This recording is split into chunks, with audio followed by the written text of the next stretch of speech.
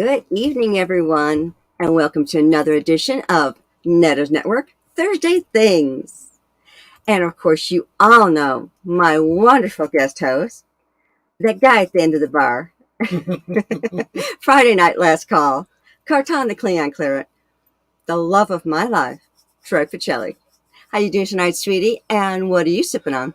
I am doing well, and thank you again for having me. Of course, I'm here to help, and I'm having a sparkling blue raspberry water. Oh, I'm just having a plain water. I'm more boring than you. Yeah, I'm bubbly. And of course, I have to introduce a fantastic guest with just such an incredible name. And he's going to tell us a little bit more about that once he's on.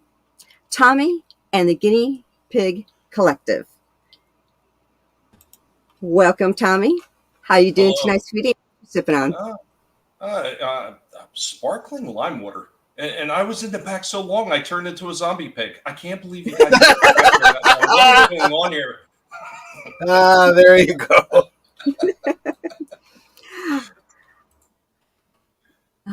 Okay, let me go to my chat so I can see my lovely peoples. I'm sure there are a couple I didn't say hello to. So, see now, last week, I didn't say hello to the chat right away. So I got to make sure that this time I say hello to the chat right away. So first in the stream tonight, or in the chat tonight, was Connie Cleary. Welcome, sweetie. There's that Troy guy. Yeah. Big Al Presents. Have a great stream tonight. Let's see. I got Tommy saying hello and putting in the little guinea pig feet. I love that. Let's see. We have everyone's favorite Blue Wrench. Deleted Scenes. How you doing tonight, sweetie? We have a Dega Outlaw, my favorite author. Good to see you, man. I have to say, he's my favorite author. Yep. And he's going to be on beginning of June on my channel. So that's going to be great. I can't wait for that. Let's see. Did I say somebody else? Evelyn Hampton. I was just going to say, did you see Evelyn Hampton? There you go. Yes. Hey, sweetie, how you doing? And I think that's everybody. If I missed anyone, hi, sweetie. Welcome. So now, for our guest. Let's get into it. Now, I have to start with this. I watched your latest vid with the Teenage Mutant Ninja Turtle action figures, and you had the cutest little fluffer, like introducing the show. Tell us about your little fluffer, and I understand that you have different ones for different types of toys. One for each day of the week. Pretty much. It does seem that way, doesn't it? Well, I'm going to start off before I get to the one that was actually in the video. We're going to start with the one that's actually my icon right here. This is Cringer. He's actually the eldest pig. As a matter of fact, just this past Monday, he celebrated his 4th birthday. Wow. He became the face of the channel. I had a few guinea pigs before him, but he wound up becoming the de facto face of my channel when I wound up leaning into the whole boar guinea pig thing, where they were assimilating everybody. So Cringer is the lead of the channel. He's the icon that you will always see me use first and foremost. The one that you've seen in the video, he's not the second oldest. That would actually be this guy right here. Right here in his were-pig form, but this is Cliff Jumper. While Cringer, he deals with Masters of the Universe. He deals with some of the older toys like 80s and stuff like that. So that's what he specialized in. So every video I do with any kind of toy or any kind of topic that's related to that, Cringer's going to be there. Cliff Jumper right here, he gets his name from the Transformers, from a little red car that was part of the G1 line. And Cliff Jumper, just like his namesake, rushes into action head first. And he is my Transformer pig. So every time I do Transformer anything, Cliff Jumper is going to be part of it. Now, the next one up is the one that you've seen in the video. That would be Rorschach. Rorschach is my superhero pig. He's a bit of a naughty boy sometimes, and he likes to chew bars when he doesn't get his way. But every time that there's something that's superhero related, or a superhero action figure or movie, Rorschach is going to take part in it. The other one that's the same age as him, I don't have a picture right here of him, so I'm going to go back to Cringer. But that would be Dark Helmet. Dark Helmet does everything that's sci-fi and space related. Then we have the bad boy of the group, which is Stripe. Stripe is the horror icon pig. So anytime there's anything horror related, Stripe will take part in it.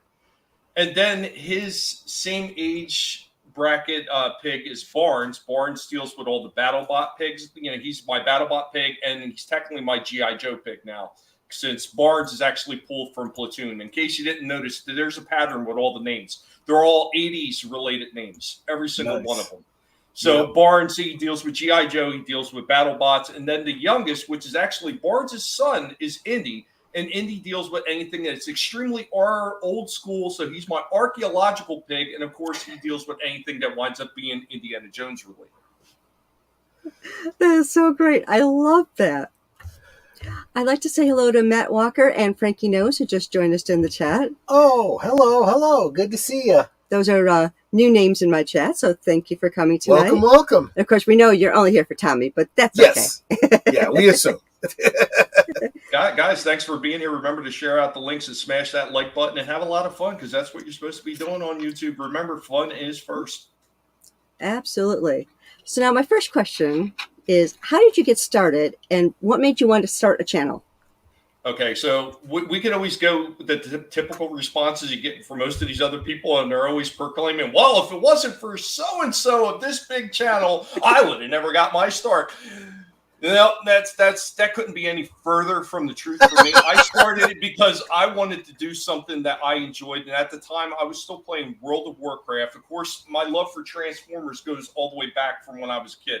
So I wanted to do stuff and talk about some of the things in World of Warcraft that I didn't see any of these other channels talking about. The nonsense that was going in the game, some of the bad game mechanics, some of the damn pay-to-play shit that they were doing at the time, like buy a mount, do this, do that, and that kind of stuff. And then I would also talk about some of the things that I think that they were doing right that a lot of these other channels would overlook. And then, of course, I got into talking about my Transformers. I wound up talking about old movies because that's something else that I like. I got a huge collection of old movies, fanzines, shout out to him. Physical media is always the way to go. And it just kind of progressed from there. And as far as like some of the other things that I was doing, like early on, I wound up becoming a mod for John Talks. I mean, I'm sure everybody has probably heard that name at some point if they've been on YouTube long enough.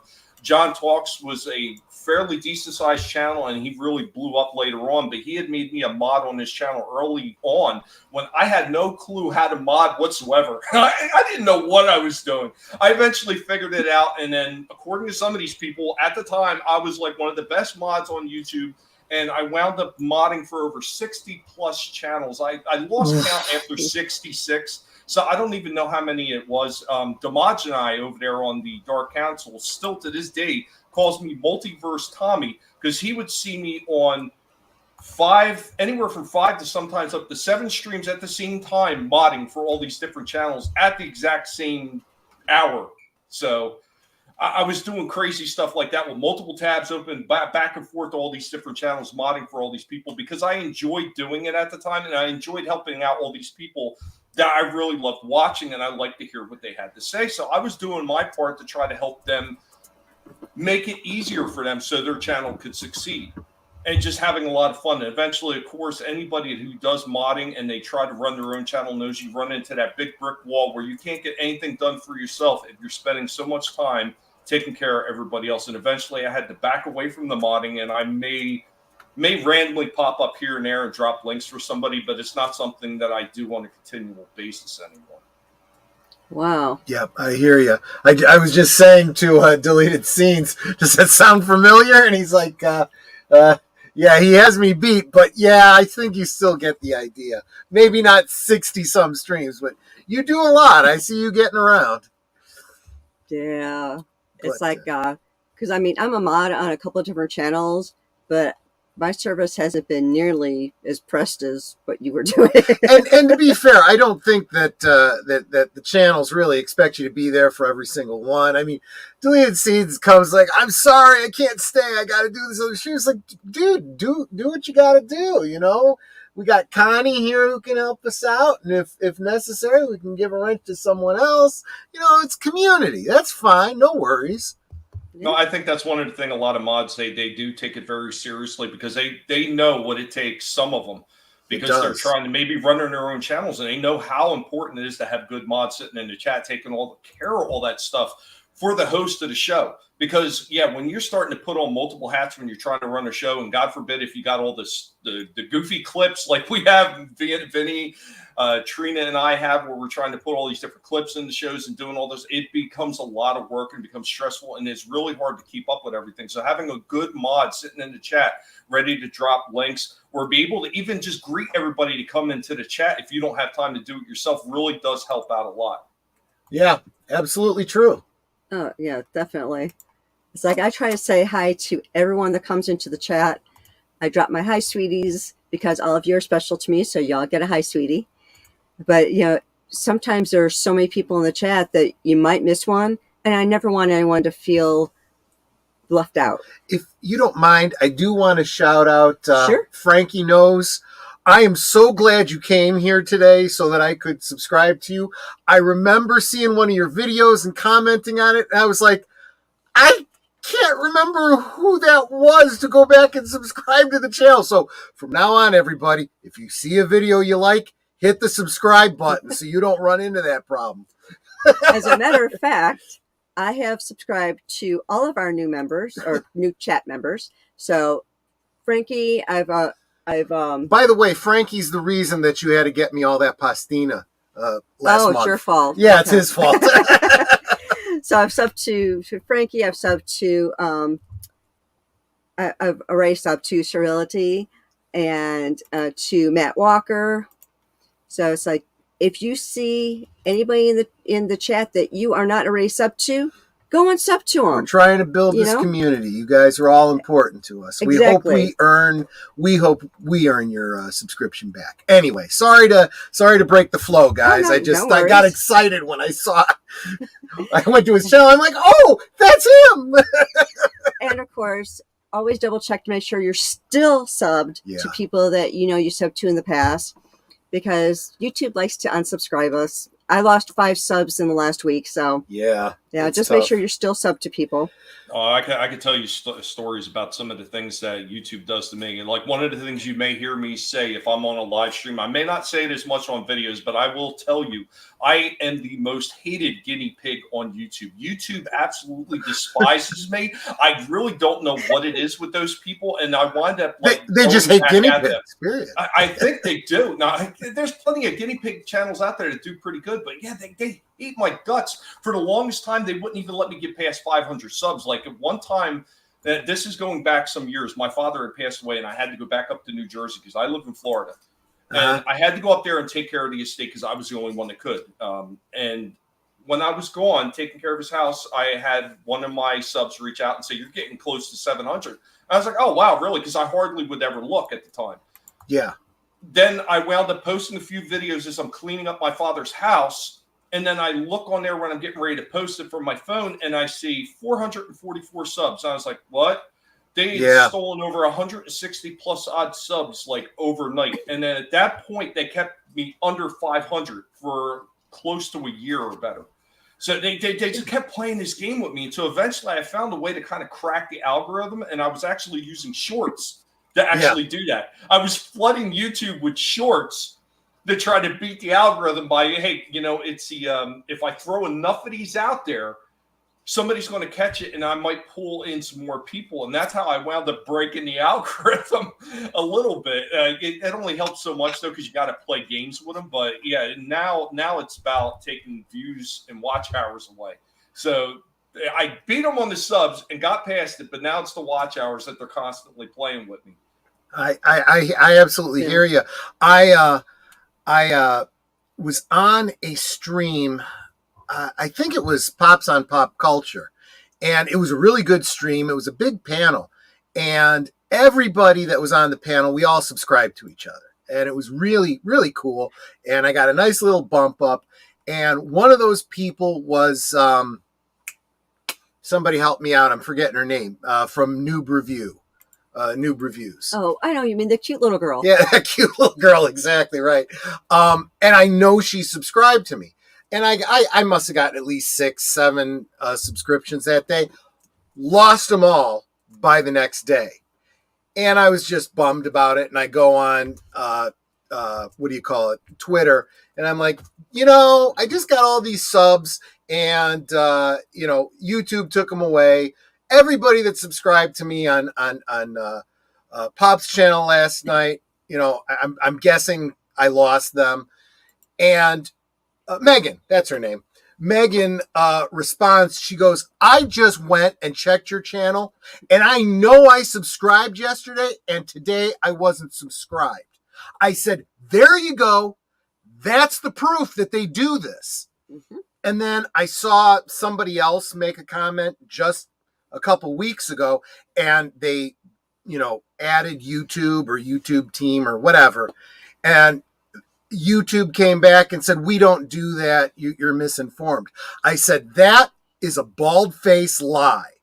I know this to be a fact because it happened to me, and I know exactly who, was unsubscribed. Am I not right, at Megan? And she comes back, yup.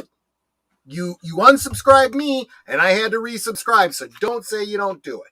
Well, that's kind of funny. I have one of my subscribers, I'm Not Creative 22. He was talking about sometimes like he would just randomly get unsubscribed, and he actually did videos showing about some of the nonsense that YouTube does. And one of the most egregious things I think they do, I mean, taking away your subs, taking away your watch hours and everything, it's irritating, to say the least. It is irritating to the max. But the thing that really irritates me the most is the most egregious thing that they do is when they wind up scrubbing people's comments away, taking them away for the most trivial things that they've said. I'll give her 4 examples. So Red Gaze, I mean, he's now called Dread Gaze, but Red Gaze had made a comment on one of my videos because I had promoted one of his comic books, which was Sunsworn. And he says that, thank you, brother, you're a good pig. Obviously, the implication being I'm a guinea pig. Because guinea pig, right. That's the name of my channel. Sure. It makes sense. YouTube struck that comment saying that it wasn't oh God, what did they say? They said it wasn't a I forget the wording they used, but basically they said it wasn't nice, and they felt offended by that. And I'm like, you got to be kidding me! You got to be kidding me with this nonsense! Like, just stop with this shit. Because the most important thing to a YouTuber, as far as I'm concerned, is the interaction that you're wind up getting with people that are watching your videos. And this is why I always try to do my absolute best to get back to everybody's comments as quickly as I can. Sometimes it might take a while because people don't realize that YouTube like to hide comments just for no reason too. So you got to constantly sit there and go through the comments that are being held for review. And I try to do that as often as I can. But with all the things that are always going on, once you start doing a lot of videos and you wind up popping up on a lot of live streams, it gets really difficult to remember, oh, did I check that today or did I not check that today? So sometimes I might get back to a comment a couple weeks, maybe even a month later, but I always get back to them. Yeah, I don't keep up on my comments as much. Well, usually you get a notification that you got one. Sometimes I don't, and I don't notice it until weeks later. And I'm like, oh man, because I'm not, constantly going and looking. I don't see it in my feed or whatever. YouTube has got some serious problems, but I got to be honest with you. I know these things take time, and the other platforms have their issues too, but YouTube, if they want to stay on top, they need to, start, being a little bit more fair and fixing these things instead of just, saying, no, we don't do it, because more and more people are going over to Rumble, Yeah. Now, like I said, I know Rumble's got its problems too. It's not as user friendly. You can't set up your stuff the same way you can on YouTube, but they're getting there. And I think eventually, it's just supply and demand. It's economics 101, I mean, just like we see in all of our entertainment, people are walking away from the evergreen properties because they're getting sick of the BS. And they're going to new stuff and other stuff. And, you can complain all you want. And you can call us histophobes. That's not going to keep us. That's just going to drive us away faster. So, Getting back on topic. Sorry. But that's kind of on topic, right? We're talking about You're YouTube talking about and stuff. Guinea pig being part of your name. So how did you come up with your channel name? Okay, so originally when I first started off, like everybody else, just watching videos, just watching other people, seeing what they were doing. And originally, I just had my regular full name in there. Just it was just Tommy Tyler, and that's it. So eventually it was like, some people, when I started actually making content, they couldn't find me. And I had friends say that they couldn't find me because there's a big list of people with the same name. And I was like, okay, I got to do something different. Well, I had the guinea pigs at the time. And one of the guys that I used to mod for, I used to bust his balls all the time. And I had one of my guinea pigs with a bow and arrow through it. And I don't have that icon up here anymore. I would show it. But it started off with busting his balls about like the green arrow and like you have failed this chat and stuff like that. And eventually, I don't know where it came from. I started like quoting like the Borg, and I was like, "Yeah, all will be assimilated. Resistance is futile." And I started thinking about it. I was like, "Oh, that would be really cool. Like if I put like the Borg electronics on one of my guinea pigs, I could run that as a channel." And then I started thinking about like, oh yeah, well the Borg is like collective. So then it just became Tommy and the Guinea Pig Collective. Oh, I love that. If I don't know if you've ever seen that, what's it called? Tribbletoys.com. Not a sponsored video, by the way. They have a Borg Tribble, and it's a fairly big size one. So it's got inside a battery powered. Well, honestly, it's a battery powered vibrator, is what it is. So it shakes, and then it goes, and then sometimes it screeches like when a Klingon comes along and stuff. But there's a board, and so your icon looks a lot like that Borg Tribble. Yeah, this one actually was drawn up by my daughter because the original one I actually just took a still shot of Cringer and I actually clipped out some Borg electronics that I thought would look cool and just photoshopped it onto them. So my daughter actually did this one for me because she's actually me and her working on a comic book that's actually going to be titled The Guinea Pig Collective. So she created this one for me. Eventually, going to wind up getting all the rest of the pigs too. And I don't know, maybe I'll put them on shirts or something like that. I don't know. I mean, I did do a few shirts with Cringer, and I did him as a shark one time too. And I listed it as paws, like it looks like Jaws, but it's the pig coming up out of the water for a carrot floating on the surface. So yeah, exactly. Do fun things like that. But when I started the channel and I decided to call it Tommy and the Guinea Pig Collective, of course I was going to keep talking about toys, I'm going to keep talking about movies, but I wanted to include the pigs too because they're a big part of everything that I do. And they're flipping adorable, let's be honest. It's like those of you who may not have seen his latest vid about the Teenage Mutant Ninja Turtles. He's got the cutest little fluffer sitting there in the back. You got to go check it out. Yep. After this show, not now. Right. Wait until later. But yeah, exactly. Oh, exactly. So adorable. So a big Star Trek fan, are you? Yeah, well, I grew up watching it with my father syndicated. So, I mean, it was one of those things that I was into. Of course, all the other normal franchises that most of us probably had watched. I went to see Star Wars in 78. Couldn't see it in 77 because it was nowhere playing in my vicinity and nowhere even close, because if everybody remembers, in 77 when it was first released, it was a limited. It was, yeah, so we didn't get it in our area until 78. So I'd seen that. I used to watch Battlestar Galactica, Buck Rogers in 24th Century. I used to watch all these different shows, Dukes of Hazzard, you name it. Most of those old school shows, I was probably watching them. So that makes me have to ask you then, with Battlestar Galactica and Buck Rogers, did you go see them in the cinema first? Because originally they were released cinematically, and then they were really just pilot episodes that they were trying to get a big budget for, and then they would break the movie up into a two-parter as the pilot for syndication. Now, both of those I wound up seeing on TV first. Gotcha. It was one of those things. So I seen the original Buck Rogers when it was released, and I think it was just a two-parter. I think. I'd seen that on TV, and that was another show. I like that show. I know a lot of people, they shit on the second season of it. I really didn't think it was that bad. I enjoyed that show. I had some of the figures. Matter of fact, I still have some of the figures. Got like the Wilma Deering. I got the Buck Rogers. I think I've got one of the Draconian guards, and I've got the lead guy. I forget who he was. He was like in the yellowish outfit. Kane, Killer Kane, I believe it was. No, it wasn't Kane. No? It was the other one. It was like the Overlord guy or something.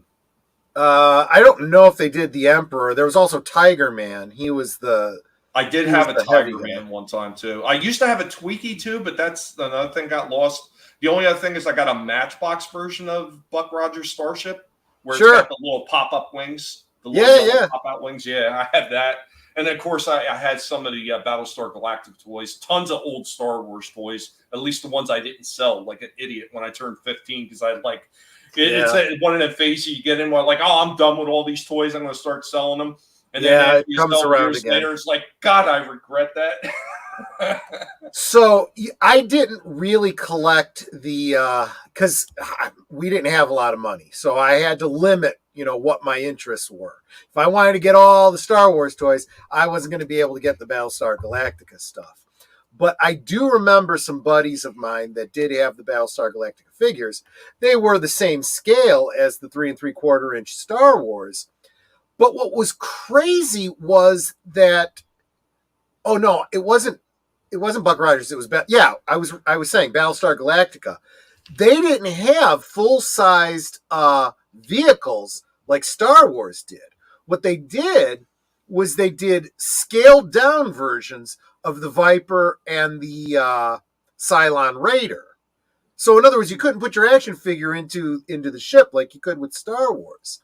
So now there's a guy on Etsy that puts out 3D printed full size, Viper and Cylon Raider for those action figures. I think that's brilliant. It's the things we wanted as kids. People are now 3D printing. No, yeah, you know what a beautiful thing that I still have in my collection. I still have some of the original Battlestar Galacticas with those little 1-inch, 1.5-inch tall figures. Yeah. I still have a few of them with the actual firing missiles. It was because of those ones with the firing missiles that the Star Wars fans couldn't get the rocket firing Boba Fett. I remember when that came in the mail, I was like, what? And my dad was telling me about the story about the kid choked on one of the plastic missiles from a Battlestar Galactica toy. And I was, let's see, that was what, 77, 78? So 78, 79, somewhere around there. So I was about 8 years old at the time myself, and I remember saying, well, if he's dumb enough to put it in his mouth, he deserves it. I was like, well, that's not nice. Many years later, I still feel that way. It's like, you know what? That's just a Darwin Award waiting to happen. If not the kid themselves, then at least the parents. What were you, not teaching your kid? I don't know. But and that was like at 8 years old. Yeah, I was pretty disappointed too. But that's another thing.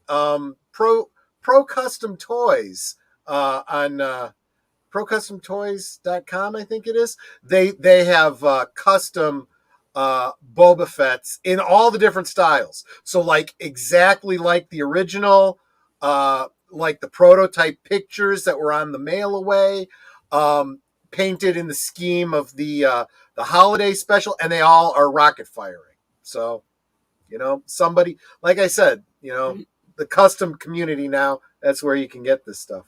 So now, Tom, I have to ask, is there any of these elusive toys that you never got and wish you could? Yeah. Well, there was quite a few of those toys that I didn't get. Like, it's the same deal. My father, he spent a lot more than he probably should. Yeah. And, they were, my parents were actually, 2-income family. So my dad actually spent a lot more on me than he probably should. And it was limited on how much they would purchase, but they would purchase a lot of stuff for me. So there was a lot of the Star Wars figures that I didn't get. There was a lot of the Buck Rogers toys that I didn't acquire. And there was a few of the Battlestar Galactica ones I didn't acquire. Is there anyone in particular I wish I could have had?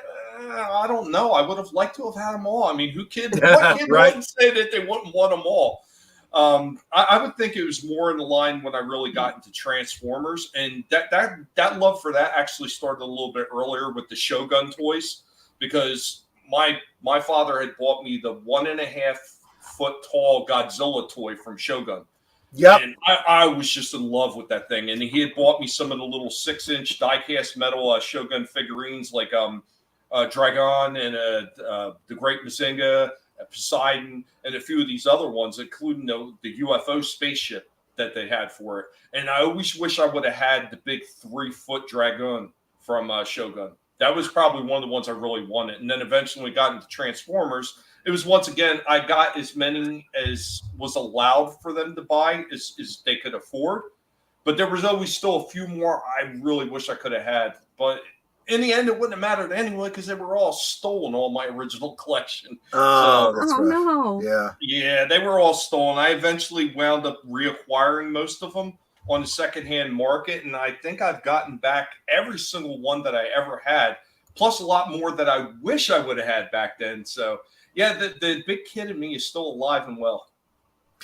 It really, the more we're talking here, the more I realize that you and I chewed a lot of the same ground as far as toys go. I had the big Godzilla that for some reason had a hand that shot off, and you know make the flame tongue come out. And I had one of the tall Shogun warriors. I didn't know them by name. But he had a missile that shot out of his chest and stuff. And again, I remember that being right around this time with the Cylon and the the whole Boba Fett thing. And I was like, oh, I got it just in time, And Mom's like, well, good, enjoy it, take care of it, because we can't get it again. Those toys were all a lot of fun. And I remember another early one was like after pretty much the beginning of the fall of the original 12-inch GI Joes, Takara started making the Henshin Cyborgs, which they eventually shrunk down to Microman. And the Microman had actually infiltrated in the States, actually before Mego had actually licensed it off to be Micronauts here. So I had a few of those. And then, of course, Micronauts were like fully licensed here through Mego. I had a bunch of those as well. And some of those toys, the articulation, even back then, it was like truly amazing. What a great time to be a kid growing up with all these amazing toys that were coming out at the time. And just real quick, do you guys remember Kevin Smith Mallrats? Yeah. I actually used to work in a video store, so I saw all those movies. Yeah. Okay, so the one point where he goes to what they called the Dirt Mall, they go to the US 1 indoor flea market. It was out there in New Brunswick. I used to go to that place all the time with my parents. And oh, wow. It didn't look anything, of course, like it did in the movie. It was a lot better than that. But one of the things that was truly amazing about that place at that time in the early 80s is they actually had vendors that would come over from Japan or from these other countries, and they would legit sell the toys from that country there. So we got the early beginnings of Transformers with micro change, like the early Go Lions were sitting there, like just amazing stuff. And it wound up being, at the time, it was actually even cheaper than the fully branded Hasbro ones that came out in '84. Oh wow! I mean, so much good memories with all that stuff. You wish you could just jump in the time portal and just go back and relive it. And it's one of the reasons that I still talk about a lot of the older stuff. I used to do it all the time. I used to have a show called Going Old School Retro Discussions, which I am eventually going to bring back to my channel as a once a month thing, where we go in and talk about these old toys, these old movies, and just have a blast reminiscing on them. And one of the reasons I always bring it up, because it was such a fun time, and it really does bring like a little bit of joy to me to actually talk about those things that were such a big part of my childhood. Yeah. You mentioned the Micronauts, the small ones. They were about 3 inches, not quite 3 1/4. But I'll tell you what, not only did they have great articulation, but to this day, you can't convince me that their articulation wasn't what inspired the 3 3/4 inch GI Joes. When they started. That's the thing. What wound up happening is Takara was actually a toy company that was making like little metal wind-up toys. That's what they were doing at the time, and they were famous for making dolls, but they wanted to break into the action figure craze that was started because of Hasbro with the 12-inch GI Joes. So they had actually imported and licensed over the GI Joes, which didn't sell very well in Japan because, well, Army guys, not that far removed from some bad memories. So what they did is at first they started redoing these things and redecoing them and turning them into superhero figures. And that lasted for a little while, but the sales started tapering off. And that's when they completely redecoed these original G.I. Joes with translucent plastic and the gear guts in there that you wound up seeing in the Microman and the Micronauts, and they called them Hench and Cyborg. And then when they had the oil crisis, it was that and the cost of these things, and they couldn't make play sets. So there was only so many accessories they could make for these big toys, and that's why they shrunk them down. So they actually modeled it off the early G.I. Joe figures, but they modeled it in a way that the articulation was technically a little bit better than the earlier Joes because they weren't hindered by that fake skin that they had over that were more like Barbie doll type joints. Yeah, I remember when they went from the 12-inch figures to the Super Joe. Wasn't it called like Super Joe or something like that? And they were more in scale with like Mego figures. And yeah, then they made the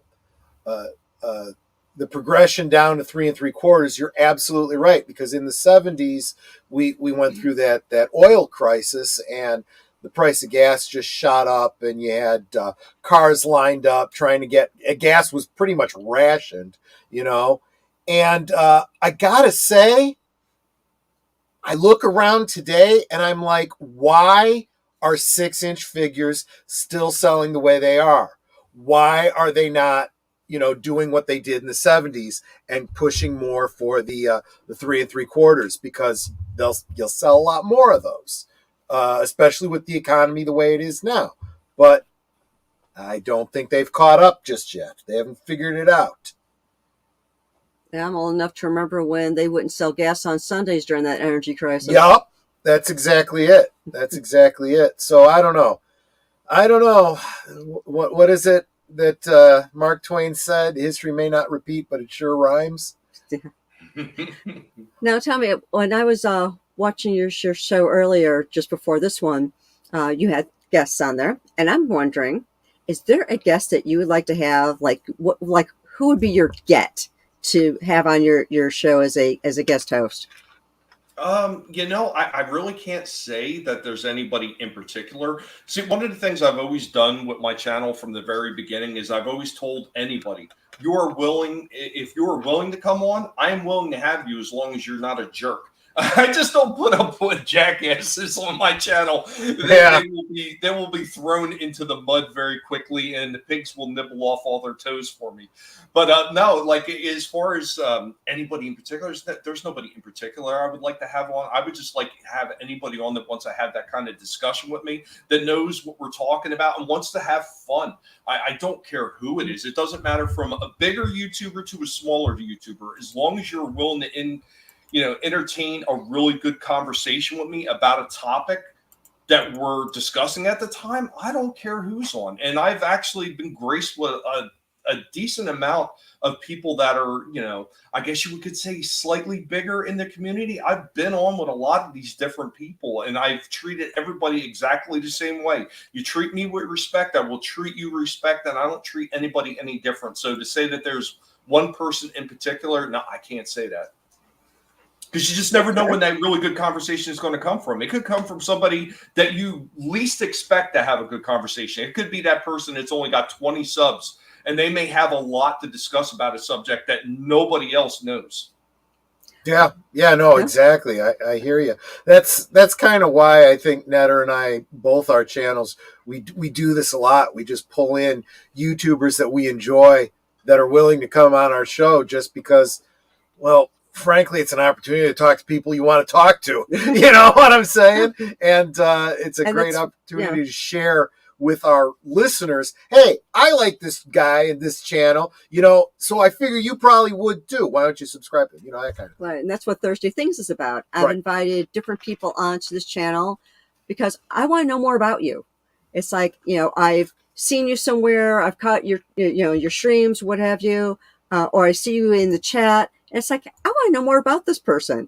So I'm inviting people to come onto my channel, and you want to talk about your channel, talk about you. Yeah. I'm booked right now through the second week of June. But if there's anybody that's in a chat that would like to be a guest on Thursday Yeah, Things, let her know. you can drop a comment in the chat, or you can DM me on Twitter. It's Netters Network on Twitter, and I'm happy to put you into the rota. Absolutely, absolutely. So, I'm sorry. I guess I got to go back to Star Trek for a minute, just because I'm looking at that board face and whatnot. A lot of the people that have been following us for a while know that Netter and I met basically through Star Trek. Don't want to get into the story again here, but that was definitely the what really not only led me to meet my wife, but kind of got me into fandom. My first conventions, what they eventually started calling cosplay, and so forth. But I'm wondering, did you collect like any of the toys, the Mego figures of actually you were talking about in your last one, so I actually already know the answer to this, but not everyone here was there, so. Yeah, I did have a few of the Mego ones. I know I had mentioned I had Kirk and Spock, both of which are somewhere in my back toy room. And yeah, I needed a toy room for all the stuff that I brought back from my father's house after he passed away, because my father would not throw anything away. So almost all the toys that I wasn't stupid enough to sell when I was younger, he kept them all. So I found almost my entire catalog of childhood toys that I brought back with me. So yeah, I have Kirk, I have Spock. I'm pretty sure I had a Scotty figure, which I don't remember if I relocated that. And then I remember I had the Gorn figure, that really horrible looking Gorn figure that they made for Star Trek. I used to have a couple of the diecast vehicles as well. I had the diecast Enterprise. I don't know if you remember this one. The bay door, it was almost like bay doors that opened on the bottom, and it actually had the little shuttle in there. Oh, okay. Yeah. And then at the top, it had a big metal dial, and it had these little flat plastic discs that used to shoot out the front. I did not have one of those, but I did see that somewhere. Yeah. Gosh, actually, I got to be honest, as a kid, although I had a lot of Mego figures, I had almost the whole World's Greatest Superhero line, which back at the time, there wasn't so much of a problem getting both DC and Marvel, so they did both. And so I think the only Star Trek figure I had was Spock. I'm pretty sure that's the only one that I had. And it wasn't until after Nanette and I got together that there was a re-release of a lot of the major ones from Figures Toy Company or TMC or something like that. One of those toy companies did a bunch of re-releases. We got several of them then, and a bunch of Klingons, because Netter and I really got into the Klingons. And now that Mego is back in business, we've gotten not only all of the original series figures they put out, but the ones that weren't put out back in the 70s, like Chekhov and Sulu and whatnot. And definitely when they started putting out actual likenesses of individual Klingons, we got Kor and Koloth and Kang. So, and then we cosplayed as Mego Klingons. And then we went to a Mego meet dressed as the in the costumes of the Mego Klingon, that brown and burgundy scheme that they had. So yeah. Well, anyway. I just got to say about the Klingon thing, I hope that you got it all cleaned up before you left the bathroom. Yeah. Klingons around your eyes. Yeah, I'm sorry, I just had to. Scrape them up, Jim. I actually got a tattoo on my right wrist. It's actually like the Klingon symbol that I've had there since. Oh God, I can't even remember. Oh, trefoil. Yeah. Yeah, I have that sitting there. It really needs to be touched up though. It's like fading out because it's so old. But yeah, I always found them a very interesting race, and I really think that they became even more interesting by the time of Next Generation. Yeah, and that's the other thing too. I mean, I've been tempted to, and Mego hasn't put out a lot of the next. They have been putting out a lot of next gen figures, but I haven't felt the impetus to be getting those because it doesn't hit the nostalgia vibe for me. But I have felt, okay, I guess I got to get Worf, and if they put out any other Klingons from the next gen, I'll probably get them too. But by and large, yeah, I was just an original series guy for Migos. We got a lot of the Playmates figures. No, I am not getting any of the new Playmates, whatever you call them, retros or whatever. I don't like the fact that they're not the exact same scale. I don't like the fact that the packaging is different. It's like, look, if you're going to do it, do it. Don't half-ass it. That's kind of how I feel about a lot of this stuff. What a lot of those ones that they're releasing, I don't care for a whole lot of them, but when they did release the Wrath of Khan figures, I did pick up all three of those. I liked the way they were done. Yeah, I understand that. Yeah, but yeah, even as an adult with disposable income, it's still limited. So I still feel like I have to be pretty narrow, and especially now, Hasbro's not doing a great deal with like vehicles and play sets anymore. So I'm again going more to the Etsy and whatnot and going, you know what? I want the cantina. So I'm going to drop $1,000 or whatever it was to get the, no, it wasn't even that much, right? No, for the cantina, it was like 300.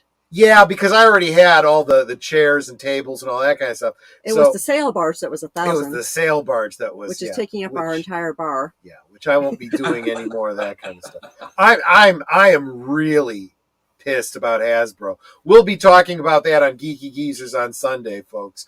But Hasbro is no bueno. If I wasn't pissed off enough about things Hasbro has done with the Star Wars stuff, the stuff that's going on over at Wizards of the Coast and all that kind of stuff is just, oh my gosh, man. I'll save it for Sunday. They really shot me in the chest with everything they're doing with Transformers, because that was one of the lines that I was still buying regularly.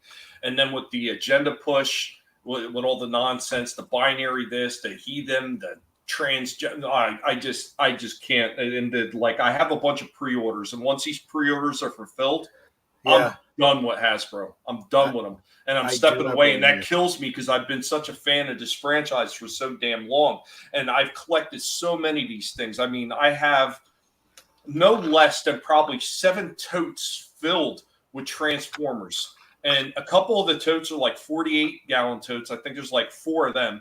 And then I have about whatever the rest of them is. They're like 28-gallon totes just filled with Transformers. And I think I have another drawer with Transformers to repair. And that's like one of them little plastic mini nightstand tables just filled with more Transformers. So, I mean, it's one of those franchises. Watch what they're doing, leaning into shit with people that are not going to be purchasing their product. It absolutely murdered me. And I went ballistic at the top of the stream earlier about what they're doing with the new animated movie that they're going to do, where they're saying it's the very first animated movie ever for the Transformers. Yeah, you kind of missed something there. Yeah, I'm getting sick of these journos that don't bother to, do any research at all. They have no idea what they're, those of us that do, YouTube videos do more research than the mainstream media does these days. It's ridiculous. Yeah. Well, it's like Tim Hayes is talking about the sail barge being too big, and it's like, yeah, I bought one for Troy on the secondhand market.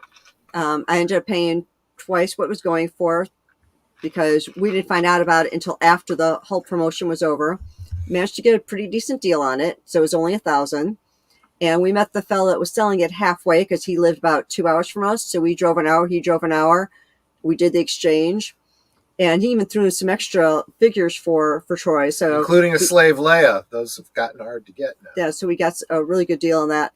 We also have a 6-foot Millennium Falcon sitting in the garage. Yeah, that's the Toys R Us display. Toys R Us display, the Millennium Falcon Extraordinaire. It's basically, if you think about you remember the original Millennium Falcon toy, but blown up to like full size, and it's just hollow vacuum form. But I'm building the cockpit and everything to put inside in the hallways, and yeah, I'm that crazy. I'm that kind of a weirdo, you know. You're my weirdo. Yes, I am. All right. So, what sort of things do you have coming up on your channel, Tommy? It's the same stuff that I always do. Vinny and I go back and forth with Collectible Past on Thursdays. Mondays, I usually do a live stream. Now, the live streams could go one of two ways, eventually maybe one of three ways. So I don't know, guys. It used to be going old school was on Monday, but now it's the guinea pig nibbling live. So we just go on and we just talk about anything we want. It's kind of like an open panel, but sometimes I actually do battle bots on Monday too. So I'll do like live battle bot fights with the battle bot toys that we have. So that's always a lot of fun too. Eventually, I do have a tournament plan for that, and I've got a few people that are going to step up and do commentary for me, so I can actually just focus on the fight instead of trying to sit by the mic and do the play-by-play and do the fight. And yeah, it gets to be a bit much. But eventually, I will be going old school, and I haven't made up my mind whether I'm going to keep that on Monday or if I'm going to pop that on a different day just to kind of break it up so not everything is on a Monday. I don't know yet, but yeah, so Monday is going to be the next thing. The other thing, of course, is popping into other people's channels, so supporting a lot of the people that I've been around with since the beginning of this. And like I said, just celebrated 4 years on this, and there's a lot of those people that I've been around for 4 years that I'm still talking to this day. Wow. Some other people, not so much. Found out much later on what they were really about, and I kind of had to distance myself from those people because unfortunately, there's a lot of people that are not who they seem on the internet. Could you imagine that? I'm shocked and appalled. I just can't believe that. Yeah. Yeah, Pinkertons are a thing. I've seen that pop up a couple times. Yeah. My father used to work for Pinkerton because they basically known as a security company. Yep. I still have his badge somewhere. Nice. That was supposed to be returned. Ain't getting nothing. Yeah, I wouldn't even open my door for them at this point. Oh, I would open the door. They just wouldn't like what would be coming out. Well, I've said that on a number of chats too. They wouldn't come through my door, and I would say, okay, first off, you need to know that you're being recorded. Number two, you think that I have some stolen, property, then you should have brought the police. And no, you're not coming in. And this is what says you're not coming in, if you get what I mean. Yeah, we got a couple of those. Yep. Some things that we are very Dose Alpha proud of. Let's put it that way. Well, we could say that pretty much every Texan carries one. Yeah, exactly. It's their identification. And you folks in Florida are working to be able to carry them constitutionally. Well, yeah, I know he is. He did sign a bill. It was supposed to be for permitless concealed carry. So it's not open carry, but it's at least permitless concealed carry. So. See, I find that fascinating, and I've talked to a lot of people in the 2A community about it. It boggles my mind that some states don't want to have open carry, and some don't want to have concealed carry. I don't really understand why one is good, the other bad.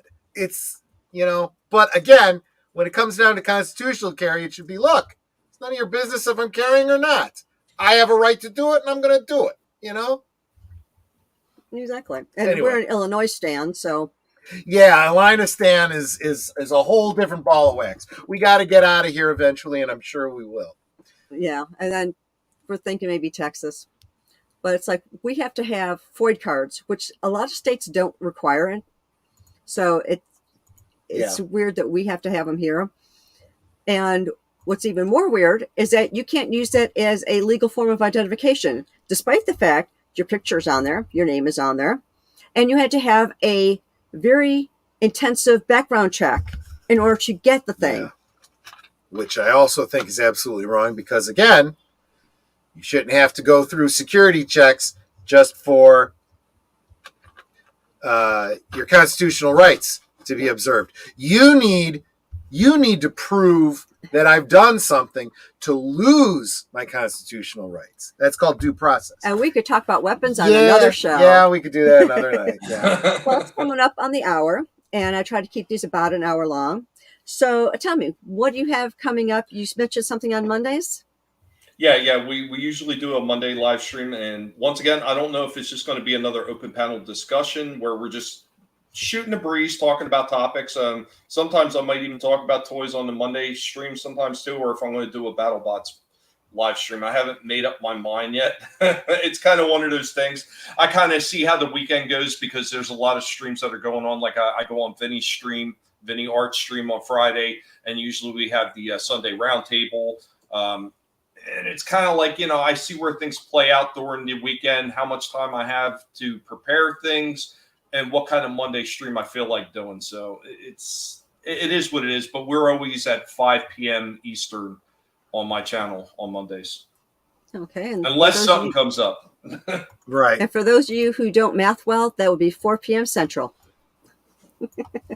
But before that, on Friday night, we have Friday Night Last Call on Troy's channel.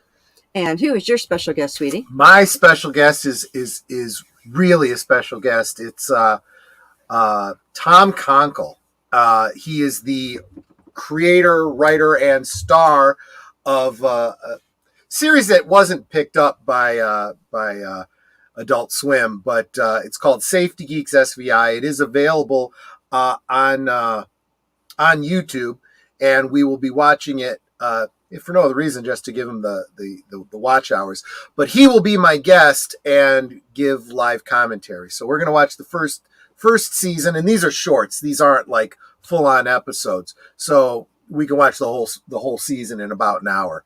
So that's what we're going to do tomorrow night on my channel. And there will be a Cosme link, so you can follow along with us. No, I will not be giving a Cosme link. I will give the link to the YouTube channel. There we go. We'll all start together because, like I said, I want to give them the watch hours on. And if you're a fan of film noir, he did a film called Trouble is My Business. Yeah, we'll talk about that a little bit, at least tomorrow night too. Maybe at some point in the future we'll do a watch party of that too. Yeah. He did a great commentary of it on Midnight's Edge, and they did a watch party. And I got the Blu-ray, I got the DVD. Now I'm going to have to try and see if I can get the white 3D album version.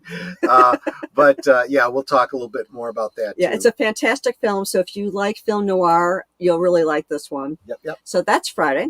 Saturday, we're back here on my channel for a rewatch of Cheaper by the Dozen. 1950s. Yeah, the original Cheaper by the Dozen. Cheaper by the Dozen.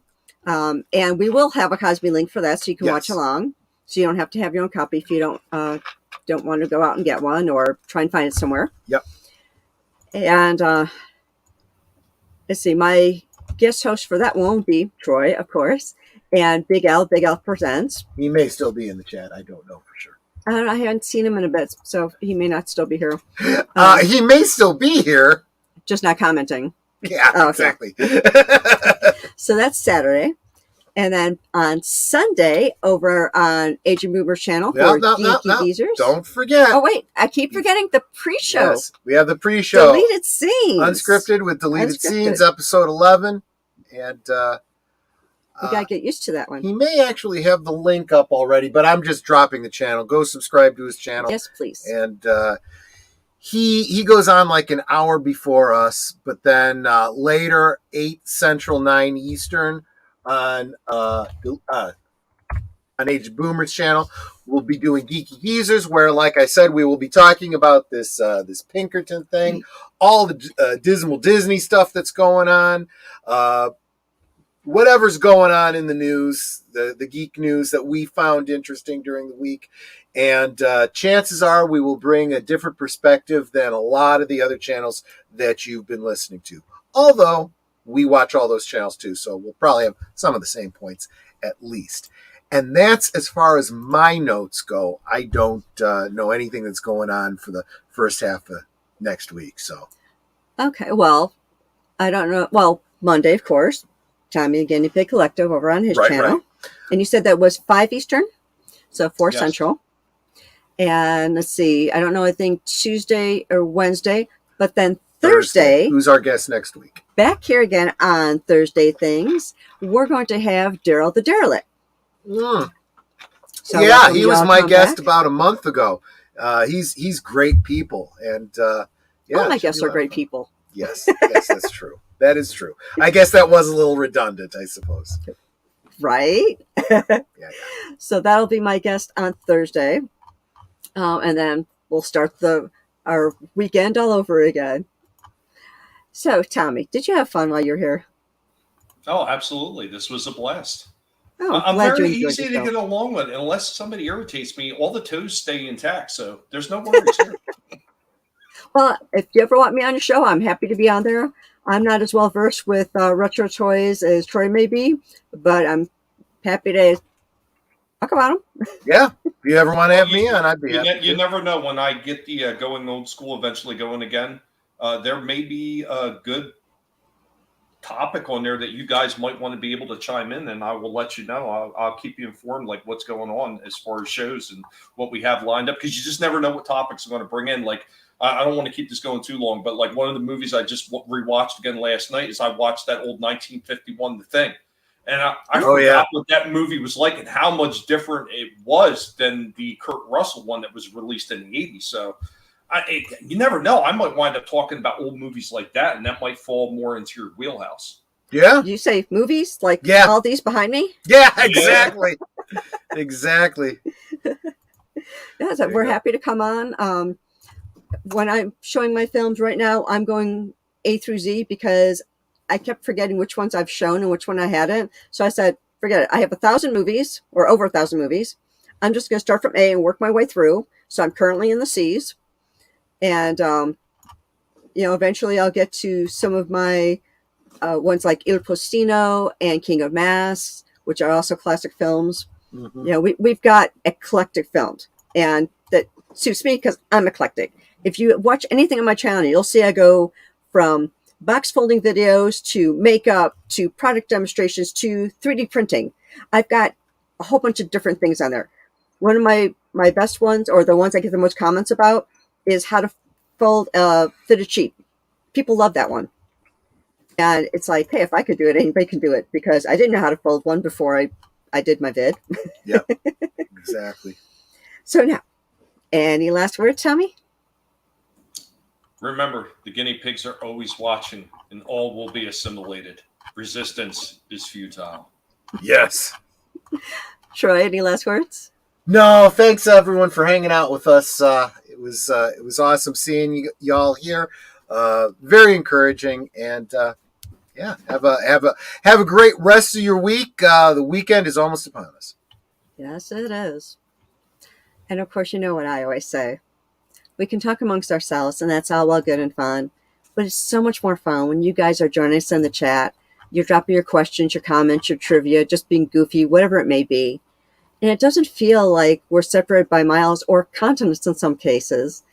It feels like we're just all in the same room, just hanging out, having a good time, and enjoying each other's company. And you're not just our friends. You're our family. Yep. We appreciate you, and we love you guys. Thank you for being here. We really do appreciate you. Don't forget to sub to everybody in the chat, because together we grow. And we will see you next time.